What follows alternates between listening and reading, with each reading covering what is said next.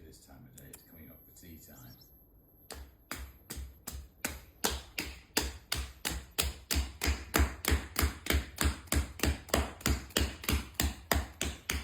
So this is a £36. It's the smallest forcing bell that we do, forcing jar, or cloche, whatever you want to call it, that we make. It's about 20 inches tall. Oh, I don't measure them really these days because we don't make them for wholesale, so they're kind of sold individually. So whether it's 20 and a half or 19 and a half, that's all right. That's why I like inches. There's a lot of leeway.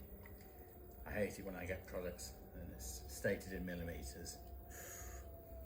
Anyway, so up and down with these, and the thing is, these have no base, so it literally is a bell.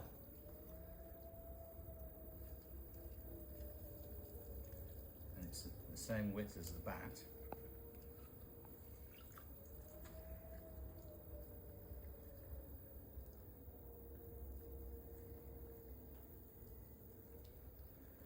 So that's it centered on. And then open out.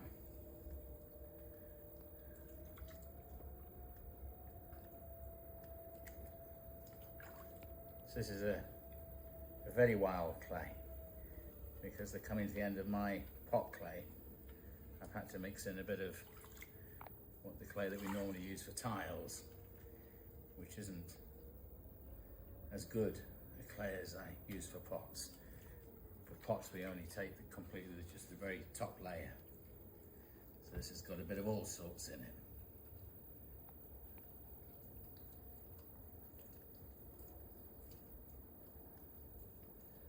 As you can see, I'm colouring in from the left.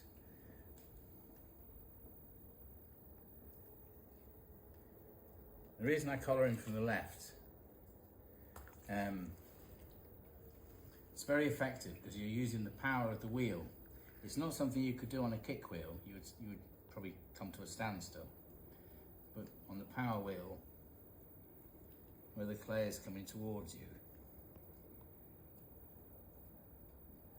you can sort of use that.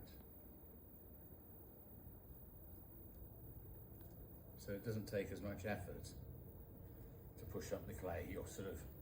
You're pushing up as opposed to pulling it up. As you can see, Missy's in the background there.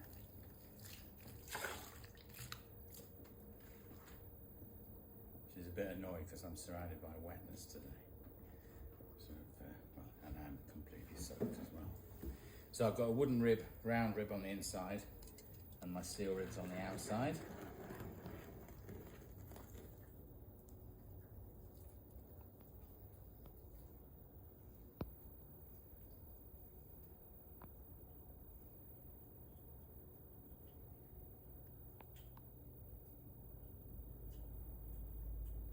And the reason I get so filthy is, as you can see, my right wrist is right up against my body, and I kind of use my body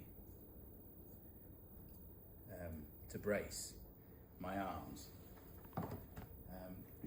I used to be able to throw a bit further out, but I had a heart bypass a few years ago, so it meant that when I came back to throwing, I'd lost all of the sort of initial muscle that had taken years to build.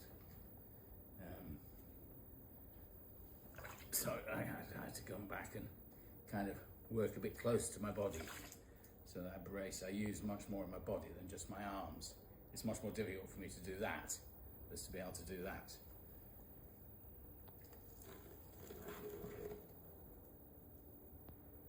So last pull up with the rib on the inside, and kind of broaden the pot out, give it a bit of a shoulder.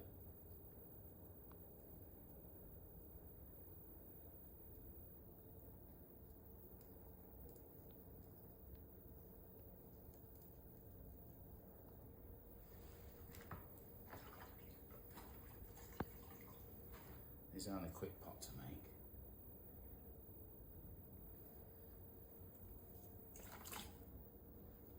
So these are for forcing chicory or any other small, I suppose, a very early rhubarb.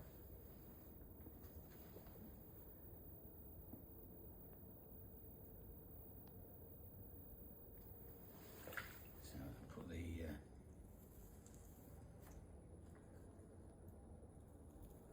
foot ring on.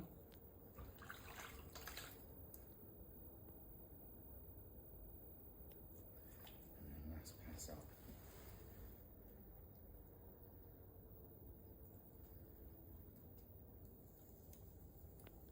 So I've changed ribs. I'm using a rib that I first learned to use when I started with metal ribs. So this is a copy of a rib used by George Curtis, who was one of the last proper big wear throwers in the north of England.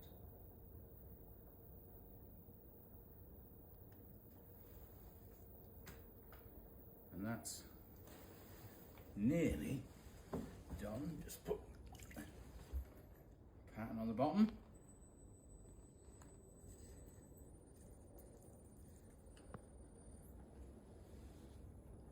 And then it'll have a lid. So yeah, so that's I think it's a 36 pound weight of clay